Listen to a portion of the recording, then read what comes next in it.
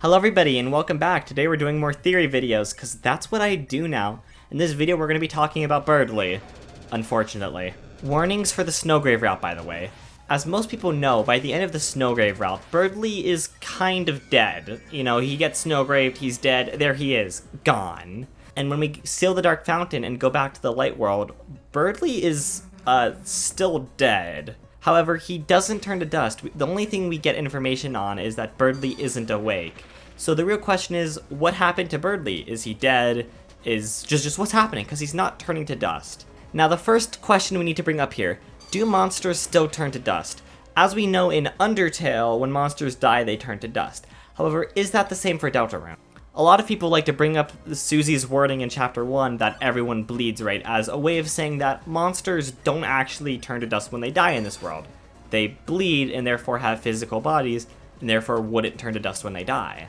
Also, we're going to ignore Sans for this theory. However, even before that, Susie says that she will crush us into dust. So when Susie says that everyone bleeds, right, it is more so, most people believe that is an intimidation tactic, and not actually the fact that everyone bleeds. Along with this, in the apartments in Chapter 1 and 2, there is a monster that asks Chris if it hurts to be made of blood, therefore indicating that the monster is not made of blood. This tells us that monsters do not have blood, and as far as we know, would not have physical bodies, which means if they die, they turn to dust. However, there is one more piece of evidence that heavily confirms that monsters still do turn to dust. Gerson Boone, our favorite character from Undertale, the old turtle who was vaguely mysterious and actually introduced us to the Deltarune. Now, in the future, Gerson, in a different theory video, he's going to be very important, but for now. Gerson wrote a book about hammers, and it says that in his grave there was a ritual happened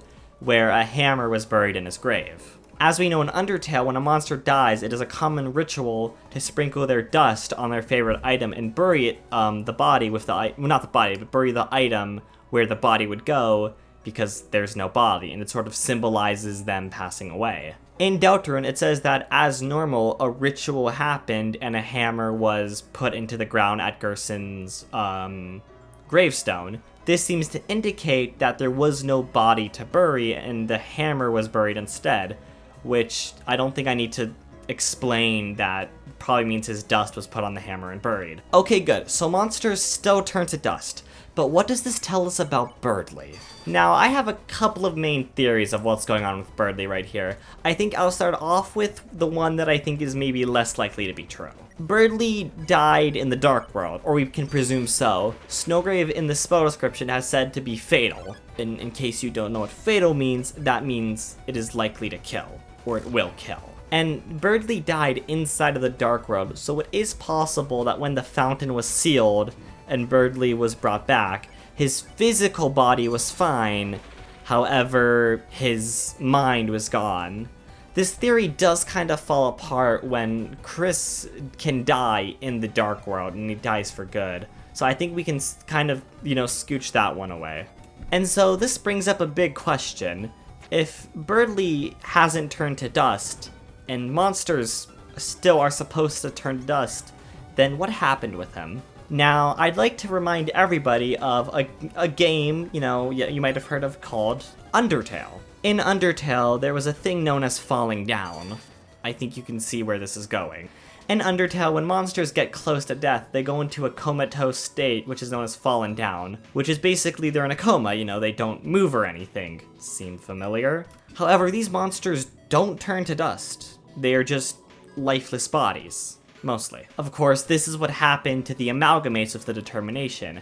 However, besides that, there is still the main fact that monsters can fall down and they don't turn to dust. I believe this is what happened to Berdly.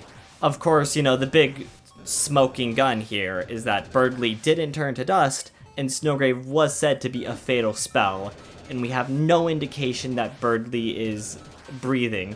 All we know is that Berdly's dialogue says that Berdly isn't awake.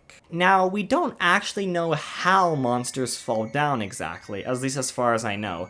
I believe old age is one of them, which doesn't apply to Berdly, so we don't know the exact specifics of how a monster falls down, so we can't really apply this to Berdly.